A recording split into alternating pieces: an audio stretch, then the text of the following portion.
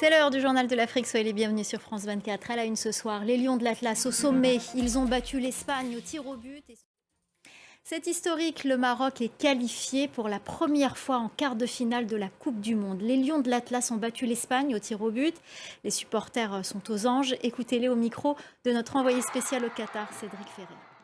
Voilà, les supporters marocains heureux et optimistes pour la suite. Pour en parler, Elom Toblé, notre chroniqueur sport, est avec nous sur ce plateau. Bonsoir Elom. Bonsoir, Daniel. Alors je le disais tout à l'heure, c'est pas un hasard, c'est pas un coup de chance. Non, c'est pas un coup de chance, on va peut-être dire que c'est un plan sans accroc.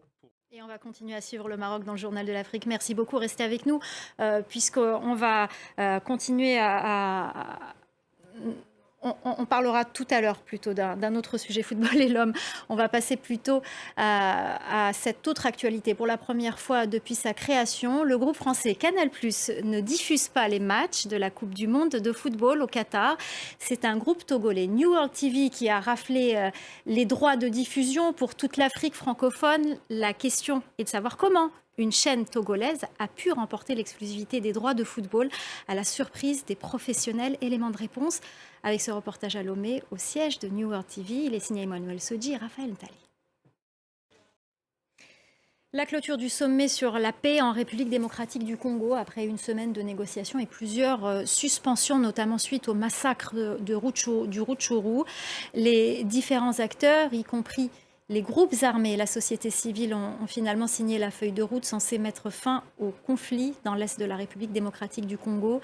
Bastien Renouille et Viviane Vandera ont suivi les négociations à Nairobi. Reportage. Et justement, le M23 qui a publié un communiqué ce mardi, le groupe rebelle se dit prêt à se retirer des territoires qu'il occupe dans l'est du pays.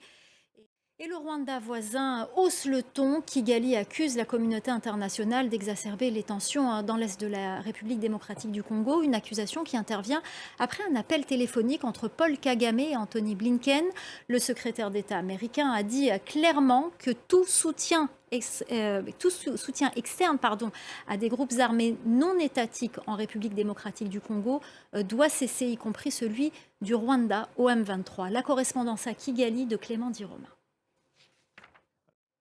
Et dans le même temps, le bilan du massacre du village de Kishiché a été revu à la hausse par les autorités congolaises. Elles parlent désormais d'environ 300 morts, dont 17 enfants.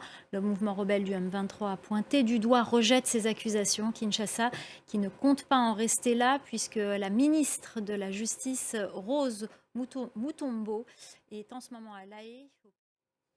Voilà ce que l'on pouvait dire sur la République démocratique du Congo. Un peu de mode avant de se quitter. Chanel a tenu son défilé métier d'art à Dakar ce mardi. La Griffe de Luxe a choisi pour la première fois une capitale subsaharienne pour accueillir cet événement et met en avant l'énergie artistique et culturelle de la ville. Il faut dire que Dakar regorge de créateurs originaux. C'est le cas de Loumou Gom, son portrait signé Sarah Sako et Baye Ndir. Voilà, c'est la fin du journal de l'Afrique. Restez avec nous dans quelques instants, la suite de Paris Direct avec Anthony Saint-Léger.